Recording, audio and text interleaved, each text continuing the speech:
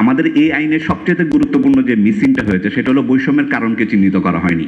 ওকে 10 জায়গার বেশি জায়গায় উল্লেখ আছে আমাদের সমাজতান্ত্রিক মডেল মানে হলো নর্ডিক বা স্ক্যান্ডিনেভিয়ান কান্ট্রিগুলোতে সম্পদের যে সুষম বন্টনের ব্যবস্থা আছে সেটা এটা রেকর্ডেড দলিলে আছে, কিন্তু পরবর্তীতে সমাজতন্ত্র বলতে ধর্মহীনতা বলে প্রচার করে এই আমাদের যে সাংবিধানিক প্রতিজ্ঞা এবং নীতিগুলোর বিরোধিতা করা হলো। তো আমার একটা অনুরোধ থাকবে, এই আইন 2012 সালের যে আইন সেখানে 9 নম্বর ধারা আপনারা পড়লে দেখবেন 8টা স্তর পার হলে পরে মামলা করা যাবে বৈষম্যের বিরুদ্ধে। এটা কোনো কথা হলো? বাংলাদেশে অন্য কোনো অন্যায়ের বিরুদ্ধে মামলা করতেও তো 8টা স্তর পার হতে হয় না। এই বৈষম্য বিরোধীর এই যে ফ্রেমিং, এই যে চিন্তা, এই চিন্তা দিয়ে বৈষম্য রোধ করা যাবে না। এবং 2000 এটা খুবই একটা সিম্পল এটা খুবই ব্যতিক্রমী একটা আইন, কিন্তু আইনটার ফ্রেমিংটা রং, বেসিসটা বা প্রেমিসটা ভুল। এই জন্যই এই আইনের যে ধার, যে ক্ষুরোধার প্রভিশন বা বিধান আইনটাতে থাকা দরকার ছিল সেটা আসেনি।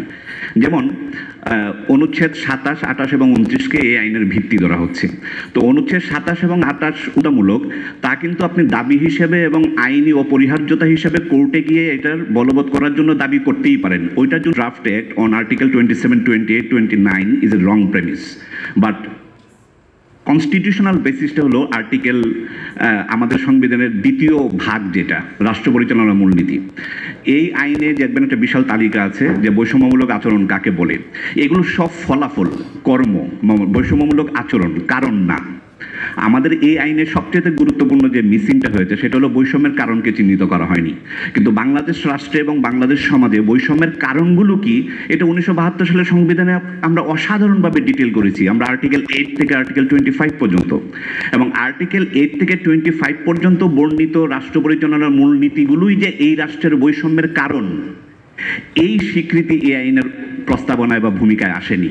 এটা যদি না আসে, এই আইনের যে শক্তি অর্জন করা দরকার ছিল, আইনটা যে একটা সাংবিধানিক আইন, আপনারা সকলেই জানেন বাংলাদেশে দুই ধরনের আইন প্রণীত হতে পারে। একটা হলো যে সাধারণ আইন, যে পার্লামেন্ট আইন প্রণয়ন করতে পারবে 65 নম্বর অনুচ্ছেদের আন্ডারে।